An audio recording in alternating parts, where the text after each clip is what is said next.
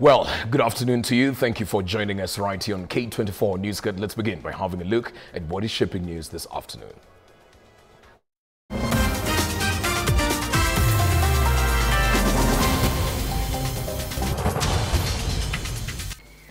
May the Lord give you comfort. It is difficult. We cannot pretend to tell you that it is easy. Interdenominational memorial service for the 21 Enderusha school fire victims held in Nyeri County. Housing CS Alice Wahome says they are targeting completion of at least 200,000 housing units under the affordable housing project by February next year. We have 103,000 new affordable housing units completed and launched, all under construction in our 40 counties. Plus, alcoholism reformists narrate their painful recovery journey as they root for support to better their lives.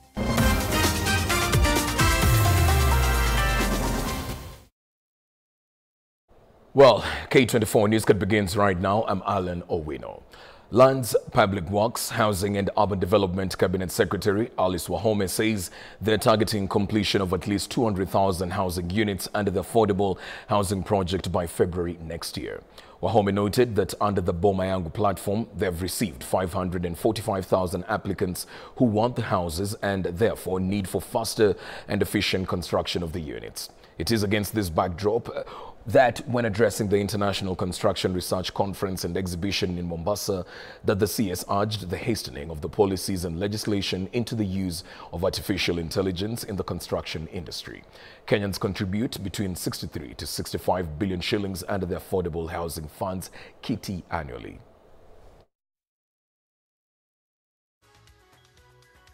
As we continue with this exercise, coming towards the end of the year, when we pause and examine what is working, what is not working, why is it not working, and what can we do about it, so that going forward we are informed on what changes we need to make.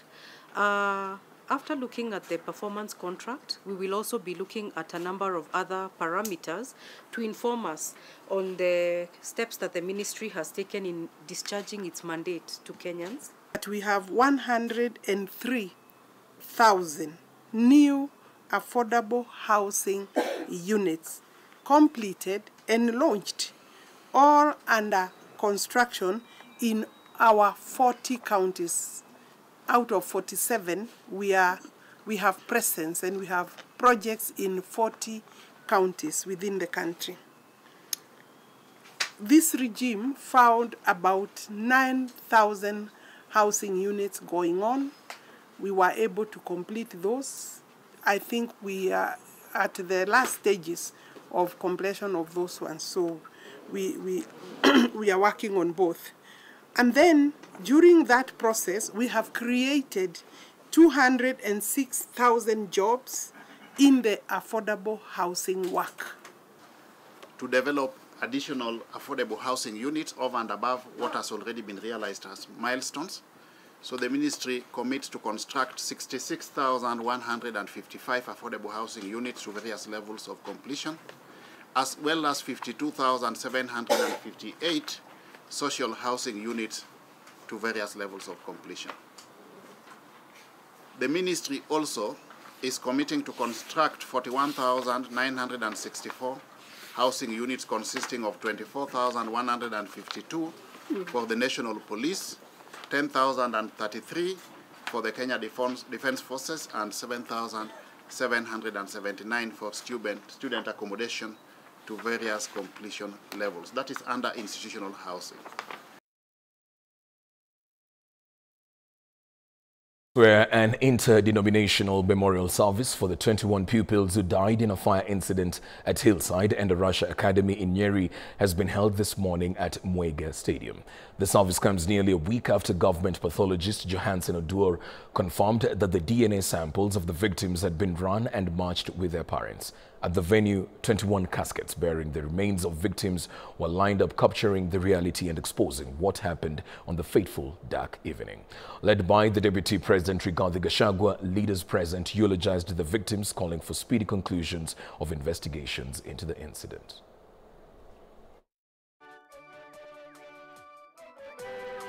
Tuko hapa kusema pole na vile vile pia kuleta rambirambi za aliyekuwa rais wetu wa 4 wa Jamhuri ya Kenya, Mheshimiwa Uhuru Kenyatta.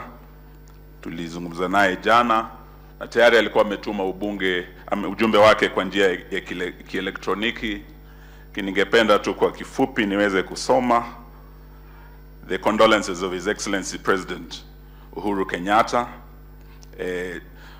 who sends his deepest condolences to the families, friends, and the entire community of Hillside and Darasha Academy in Kieni, Nyeri County, following the devastating fire that claimed the lives of 21 innocent pupils and left several injured. The loss of young lives, full of potential and hope for the future, is a pain that cannot be described. My heart goes out to the families who lost their dear children and the school community deeply affected by this tragedy of unimaginable magnitude. May God give you the strength, the comfort, and peace that you need to cope with this loss. Nimefika hapa kwa niaba wa Rais wa Jamhuri ya Kenya, Dr. William Samoei Ruto, ambaye yako ziara kirasmi nchini Marekani, na kwa niaba ya serikali yetu,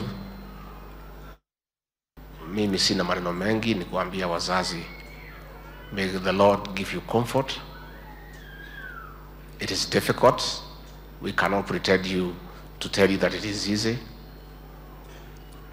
As the moderator said in his sermon, if it were possible, much as none of us welcomes death, but if it were possible, it's much better for parents to be buried by their children as opposed to parents burying their children. These young souls, innocent young boys, our heart cries for them. Well, our reporter Ian Kitanye attended the memorial service and we now want to join him live. Ian, I know it's been a heavy day down there in Nyeri. What can you tell us so far? Well, thank you very much, Alan Owino. Like you've rightly put it, I'm right here in Moiga Stadium, Kieni constituency, Nyeri County, where the memorial service of the 21 students who lost their lives after fire engulfed one of the dormitories of the Hillside and Darasha Academy. And like you've heard, various leaders attended this particular event led by the Deputy President, who was also here representing the head of state. And before I engage you on what was talked about here, after this particular recruitment mass, 9 students are going to be laid to rest today at their respective homes. 10 of them will be buried tomorrow and 2 will be buried on Saturday. Now, remember, 21 students died, according to Governor Mutahi Kahiga, which was the chair of the committee that was handling the entire situation. 2 students are still in the hospital recuperating from burns. Remember, 19 students died in the dormitory while 2 others succumbed to their injuries while receiving treatment in the hospital. Now, questions regarding student safety across various schools, or rather across all schools in the country, dominated these speeches here, with Education CS Julius Migos Ogamba reiterating that investigations are still ongoing just to establish the real cause of the fire, and if at all anybody will be found culpable, then they will face the law. Whether it is the school administration or whoever it will be, then they will face the law. Now, it is also worth noting that Migos Ogamba did note that an audit of all the schools across the country is currently ongoing, and that is just in line to ensure, rather than ensuring that the safety of students is assured. Remember, parents across the country do take their kids to school with the hope that they are in the safest of places, and if such a situation occurs, then it raises concerns among millions of parents in the country who have their kids in various boarding schools in the country, be it primary school or high school. Now, of the 21 students who lost their lives, 1 was a grade 5 student, 7 were grade 6 students, 9 were grade 7 students, and 3 belonged to the grade 8. Now, according to Governor Mutahi Kahiga, again, this grade 6 students will be sitting for the exams this particular, and the committee has decided that after all the students have been laid to rest, and then the committee will also prioritize to ensure that the remaining around 144 students who survived this particular incident return back to school, it being a very crucial time. And he noted that, despite the families that lost their students receiving 100,000 shillings, the committee will also ensure that those who survived and those who are supposed to come back to school will receive at least around 21,000 shillings just to ensure that they get the materials that they need, because everything that they owned was burnt, and that will be, a process that will ensure the parents are able to ensure that their students get the books they need, they get the beddings they need to be able to continue with their studies. But in President William Ruto's speech that was read by Deputy President Rigathi Gachagua, he assured the parents of the government's support and ensuring that justice is served, and as well as ensuring that students across the country are safe. Now, former President Uhuru Kenyatta, who is the fourth president of this republic, did also send his condolence message that was read by former defense minister, that is Eugene Wamalwa, was also here, alongside former Wiper leader Kalonzo Musyoka. Several other leaders were in this particular county just to, of course, condole with the families of those who lost their loved ones.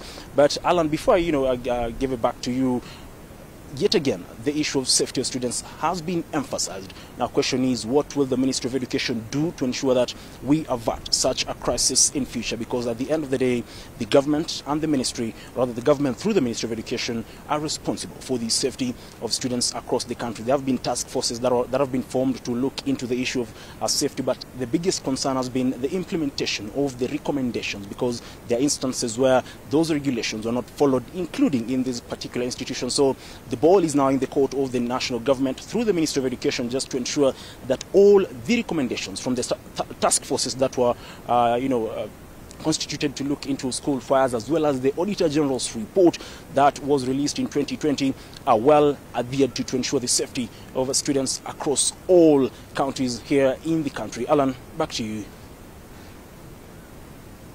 Very well, Ian. Thank you for that update. We very well hope and pray that some sense of normalcy is resumed at Endarasha Hillside Academy in the coming days, and may the souls of those young children rest in eternal peace. Moving forward, Interior Cabinet Secretary Kithure Kindiki now says police thwarted a second attempt to breach Parliament 2 days after the 25th of June Parliament invasion. Speaking this morning while appearing before the National Assembly Committee on Administration, Kindiki says a suspect was arrested on the 2nd of June at 4 p.m. outside Parliament while carrying fuel. At the same time, the CS says that 42 people were killed during the anti-government protests, 132 reported missing, and 1,208 arrested.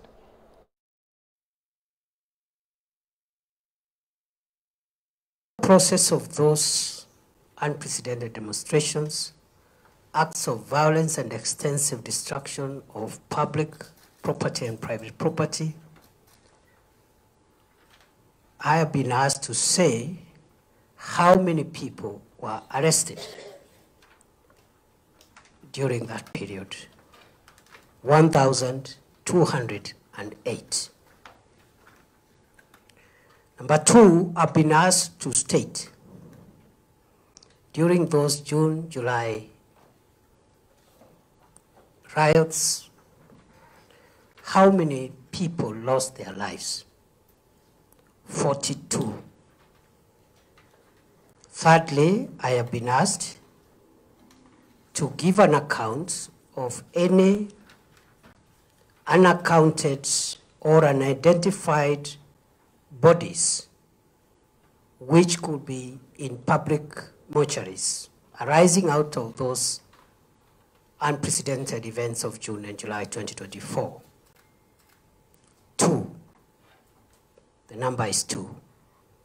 And finally, I have been asked to inform this committee, and by extension Parliament, how many people were reported missing during the June-July violent riots across the country. 132. I have not admitted that any Kenyan was killed by the police. What I said is that some died because of bullet wounds. The process of proving the owner of the gun that discharged a killer bullet is a forensic process. And I am not ruling out the possibility that a police officer may have used their firearms outside the law. But just 2 comments there, Chair, which I honestly believe are in the best interest of the country for me to say at a time like this one, when we are grappling with serious balances. On one hand, we have a country to keep safe from crime, and on the other hand, we have also a country that has a constitution that gives wide-ranging liberties, including civil liberties. I want to say these 2 things.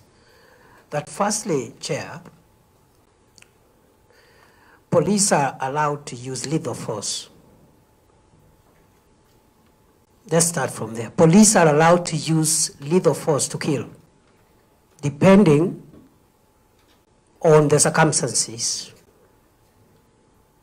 There are parameters. Those firearms are supposed to neutralize dangerous criminals who pose danger either to the life of a police officer themselves or to the lives of the people.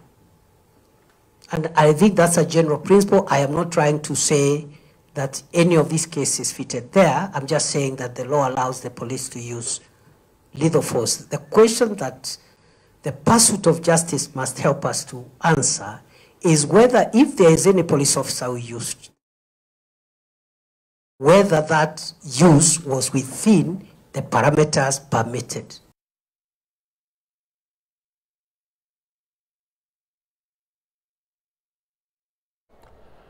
Well, we take a short break right here on K24 Newsgate. We'll be back with more in a short while.